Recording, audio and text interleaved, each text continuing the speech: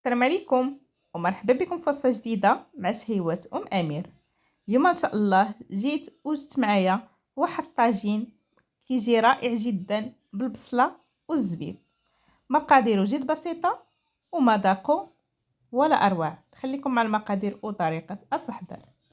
بالنسبه للتوابل عندي نصف ملعقه من الفلفل الاسود، معلقه صغيره ديال سكنجبير، الخرقوم والملحه كيبقى على حساب الذوق ديالكم. بالنسبه لهنا عندي القرفه مع معلقه كبيره ديال السنيده، والسنيده هنا كتبقى اختياريه. عندي البصل وعندي الدجاج. الكميه طبعا كتبقى على حساب عدد الافراد وعلى حساب المتوفر في المنزل ديالكم. عندي هنا 3 ديال الفصوص ديال الثوم اللي غادي نحكهم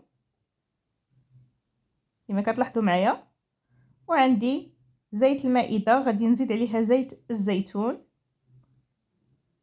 وعندي كاس مع مرش ديال الزبيب. انا دايره هنا يفزق، بغيتو تفزقوه فزقوه، ما بغيتيش تفزقوه فقط غسلوه مزيان واستعملوه. التوابل ديالي غادي نضيف عليها قطرات من الماء، وغادي نخلط المكونات. انا كنفضل نخدم بيدي، اللي بغات تخلط بمعلقه ممكن طبعا. وغادي نرقد فيه هذا الدجاج ديالي هذا باش كيتسرب ديك التوابل مزيان وكيجينا بنين في الطاجين كما كتلاحظوا معايا. هاد الطاجين كيجي رائع جدا، ولا وصلتي حتى لهنا خلي معك لايك وابوني باش يبقى يوصلك كل جديد. وصفاتي دائما سهله واقتصاديه وفي متناول الجميع. من بعد ما نخليه يرقد واحد شويه غادي ناخذ البصل اللي غادي نقطعه بهذا الشكل هذا.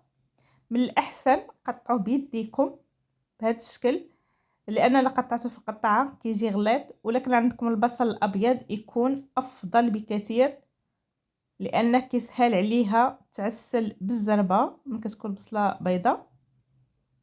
ولما كانت اكيد غادي نستعملوا البصله الحمراء، ما فيها حتى شي اشكال.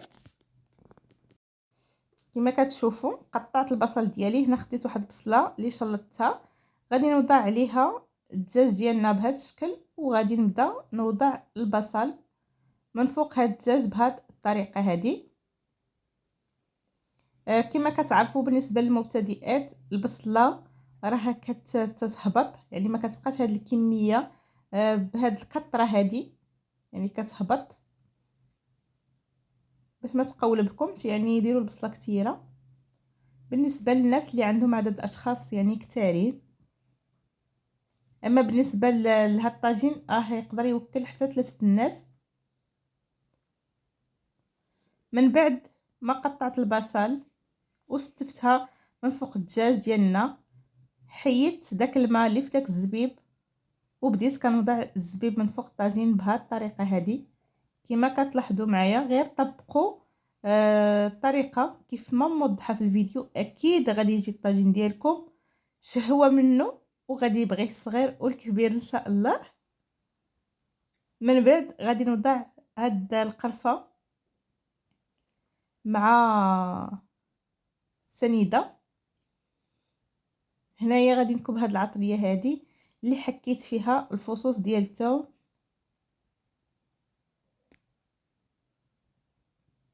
يعني باش كتسرب ليا حتى ديك البصل هذيك العطريه. وغادي ندير القرفه مع سنيده. وكيف كنقول لكم الناس اللي ما كتبغيش الحلاوه، السنيده هنا في هذه الوصفه كتبقى اختياريه. انا راني ما كثرت السنيده، يعني معلقه كبيره ما بانش المذاق ديالها بزاف في هذا الطاجين، يعني بحال اللي بقات غير الحلاوه ديال الزبيب. هنا غادي نوضع الزيت الزيتون على ديك زيت المائده اللي وريتكم قبل، تقريبا واحد 4 ديال الكاس مع هذه الكميه هذه. وغادي نخويها على الطويجين ديالنا بهذا الشكل هذا. بالنسبه للمتتبعات عفوا جداد تنقول لكم مرحبا بكم والف مرحبا فعلوا الجرس وتفاعلوا معايا، تفاعلوا مع القناه باش يبقى يوصلكم كل جديد ان شاء الله. وهذا هو الطويجين ديالنا، غادي نردو على البوطه على عافيه مهيله. من بعد ما تلقات البصله الميهه ديالها بديت نهز داك المرق ونكبو على البصل. وكيكون هذا هو الطاجين ديالنا من بعد ما وجد، راه كيجي معلك لذيذ، بصله تبارك الله معسله. تنقول لكم بالصحه والراحه، نشوفكم في فيديو جديد ان شاء الله.